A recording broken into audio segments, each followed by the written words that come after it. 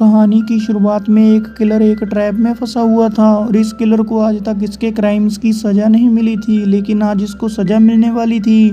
और तो और इसके पेट के ऊपर एक ब्लेड घूम रहा था जो धीरे धीरे कर इसकी ओर बढ़ रहा था।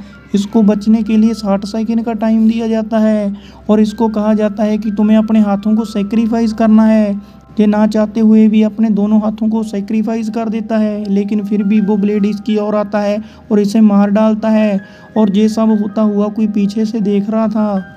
अब हमें पिछले पार्ट का एंडिंग सीन दिखाया जाता है जहां पर पीटर उस नर्स के हस्बैंड को मार डालता है।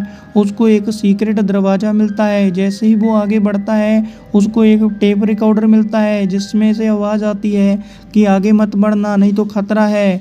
लेकिन वो फिर भी आगे चला जाता है। अचानक कोई पर्सन पिग मास्क पहने उसके ऊपर हमला करता है और उसे बेहोश कर देता है और उसके बाद वो उसको एक ट्रैप में फंसा देता है जिसमें धीरे धीरे कर पानी भर रहा था। और गाइस वो अपनी जान बचाने की कोशिश करता है लेकिन नाकामयाब हो जाता है। उसको लगता है कि अब वो मरने वाला है, लेकिन तभी उसका दिमाग काम करता है। वो अपने गले में पेन मार लेता है जिससे कि उसको सांस आती है। और तभी घर के बाहर पुलिस आ जाती है और हम देखते हैं कि हाफमैन एक बच्ची को लेकर आ रहा है। उसके बाद वो पुलिस को बयान देता है कि उसके और बच्ची के अलावा कोई जिंदा नहीं बचा, लेकिन वो गलत था। पुलिस वालों ने पीटर को भी सेव कर लिया था। वो उसको एक एम्बुलेंस में बिठाते हैं। कुछ सालों बाद हाफमैन को एक अवार्ड देकर सम्मानित किया जाता है। इसके कुछ दिनों बाद जब वो ऑफिस में था उसके पास एक लेटर आया जिसमें लिखा था कि मैं जानता हूँ तुम कौन हो। ये लेटर पढ़कर वो काफ़ी परेशान हो गया। वो सीधा वहाँ पर गया जहाँ पर काफ़ी सबूत रखे हुए थे। वहाँ पर उसने सबूतों में से पीटर का फ़ोन चुरा लिया। उसके बाद वो पीटर के पास हॉस्पिटल गया। पीटर उसको कहने लगा कि एक सीनियर डिटेक्टिव की मौत हो गई है और मुझे तुम पर शक है क्योंकि उसने मरने से पहले तुम्हारा नाम लिया था। लेकिन पीटर को वो कोई भी जवाब नहीं देता। वो उसको बुरा भला कहता है और वहाँ से चला जाता है। इसके बाद पीटर के पास एक सीनियर ऑफिसर आता है और उसको इस केस से हटा देता है। हम हाफमैन को देखते हैं जो कि कुछ लोगों के साथ मौत का खेल खेल रहा है। उसने 5 लोगों को कैद किया हुआ है और उनके सभी के गलों के ऊपर एक शिकंजा लगाया हुआ है। और इस गेम को खेलने के लिए उनके पास 60 सेकंड है और अपनी अपनी की को उन्होंने बॉक्स में से निकालना है। अगर वो निकाल लिया तो ठीक, नहीं तो उनकी जान चली जाएगी। सभी लोग टाइमर के स्टार्ट होते ही बॉक्स की ओर बढ़ने लगते हैं जहां पर उन्होंने अपनी ताकत को यूज़ करना था और की को निकालकर अपने गले को खोलना था, नहीं तो उनकी 60 सेकंड के बाद मौत भी हो सकती है। एक गंजा बंदा अपनी पावर से बॉक्स में से की को निकाल लेता है और अपने गले को खोल लेता है।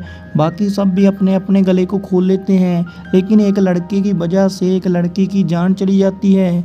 हम देखते हैं कि उसके बाद वो गेम में आगे बढ़ते हैं और दूसरी ओर हमें पीटर दिखाया जाता है जो कि अपने केस की इन्वेस्टिगेशन कर रहा है। और गाइस जहां पीटर को पता चल गया कि उस किलर की मौत हाफमैन ने की है, और इधर हम उन लोगों को देखते हैं जो नेक्स्ट लेवल में पहुंच जाते हैं। उन लोगों को बचने के लिए कहा जाता है कि इन जार्स में से तुम्हें चाबी को निकालना है, लेकिन इन जार्स में सिर्फ 3 लॉक की ही चाबी है और तुम्हें 60 सेकंड का टाइम दिया जाता है। और अगर तुम 60 सेकंड के टाइम के दौरान जहां से नहीं निकले तो जहां पर बॉम्ब फटेगा और तुम लोग मारे जाओगे। तभी वो लंबा सा बंदा उस लड़के पर अटैक कर देता है जिसकी वजह से वो लड़की मरी थी। उसके बाद वो जार्स को तोड़ने लगता है और लड़कियां अपनी अपनी चाबी लेकर अपने अपने लॉक को खोलने लगती हैं। दोनों लड़कियां अपना अपना लॉक खोल लेती हैं। एक लड़की उस बंदे के ऊपर पीछे से अटैक कर देती है और जिस लड़के को उसने पीटा था वो वहाँ से उस बंदे की चाबी उठाता है और निकल जाता है। तीनों की जान बच जाती है और वो गंजा सा बंदा मारा जाता है। दूसरी ओर गाइस जो हाफमैन है एक सीनियर डिटेक्टिव को कॉल लगाकर मिसगाइड कर देता है। वो कहता है कि इन सभी मर्डर्स के पीछे पीटर का हाथ है और वो डिटेक्टिव भी इसीलिए उसकी बात मान लेता है क्योंकि वहाँ पर जो मर्डर्स वाली फाइल थी सभी गायब थी, उनको पीटर ले गया था। और दूसरी ओर वो तीनों भी नेक्स्ट लेवल में पहुंच जाते हैं और जहां पर उनको निकलने के लिए एक बाथटब में एक इलेक्ट्रिक वायर को कनेक्ट करना होगा, लेकिन कोई भी बाथटब में बैठने के लिए तैयार नहीं होता क्योंकि अगर वो बाथटब में बैठा तो इलेक्ट्रिक शॉक लगने की वजह से उसकी मौत हो जाएगी।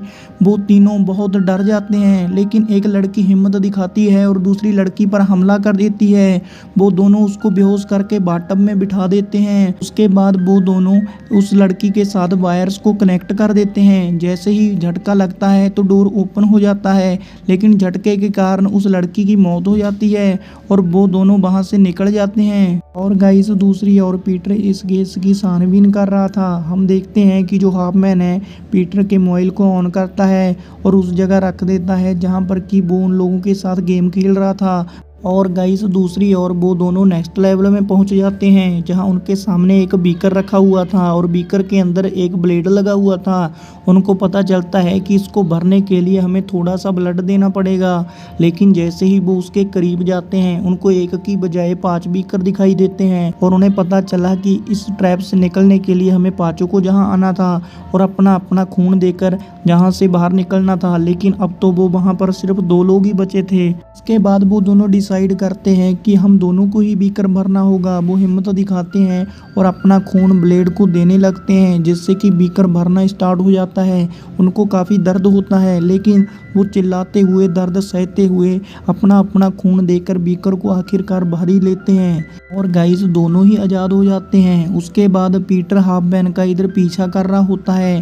जैसे ही पीटर एक घर में आता है उसको एक सीक्रेट दरवाज़ा मिलता है। वो नीचे चला जाता है और हम देखते हैं कि जहाँ पर जब वो और आगे बढ़ता है उसको एक कांच का बॉक्स मिलता है जिसमें एक टेप रिकॉर्डर होता है।